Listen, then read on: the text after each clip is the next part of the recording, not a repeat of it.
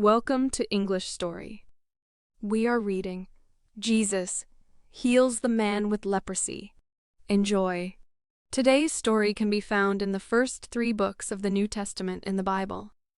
Matthew, Mark, and Luke are also the names of 3 men that either heard about the story or were there to see the miracle for themselves and then wrote about it. This story is about a man with leprosy. So, what is leprosy? Leprosy is a disease that is caused by bacteria. People that get leprosy usually live in poor areas, have dirty water, eat food with little nutrition, and aren't healthy to begin with. It looks very bad. It can make a face look bumpy and can completely change the way a person looks. Some people get it on their hands or feet and lose their fingers and toes from it.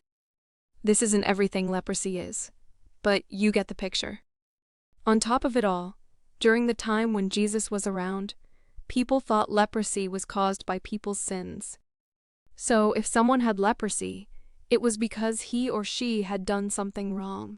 For all these reasons, the lepers, as they were called, were kicked out of the city and had to live on the outside of it. They weren't allowed in stores or churches or any public place. So many times they went to live in the dumps where the garbage was, to find food and other things they needed. No one wanted to see them, for fear of touching them and catching the disease or becoming unclean because of their sins. Now to the story. Jesus was going around at this time healing people and telling stories. Word got around about Jesus, so people would follow him because they wanted to hear what he had to say, or to see a miracle. While Jesus was walking and talking with people, a man with leprosy approached him, fell to his knees, and put his face to the ground begging, "Lord, if you want to, you can heal me and make me clean." Something amazing happened next. Like it was no big deal, Jesus just reached out and touched the man. Wait a minute. Jesus reached out and touched a man with leprosy? This was not allowed then, and now Jesus would be unclean. Besides, this man looked really bad and probably was very sick. None of this mattered to Jesus, however. He reached out his hand and said to the man, "I will heal you. Be clean." And right in that moment, the leprosy left him. This showed that Jesus was more than just a man. Jesus healed the man of his disease, but also cleansed him from his sin without becoming infected himself. Jesus then asked the man to do one thing. He asked him not to tell anyone what just happened and to go to the priest to be checked out. This would show that he was cleansed, and he would leave an offering. Then the priest would give permission for him to come back and live with the people again. By going to priest, the healed man would send a message that Jesus had a special power from God.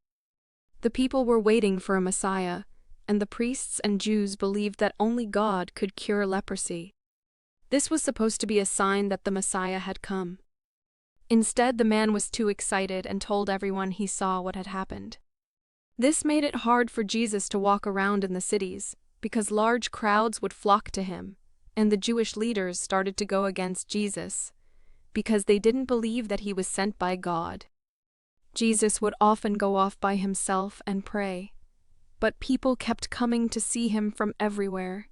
The message that I want you to take from this story is that it doesn't matter to Jesus what you've done, how you look, or what other people think about you. He made you and he loves you no matter what. Every day, Jesus is trying to reach out and show his love to you, but sometimes we're too busy to notice. Start taking notice of the beautiful things outside, the love from a parent or a friend, and even kindness from a stranger. All these things are ways God is trying to show his love for you.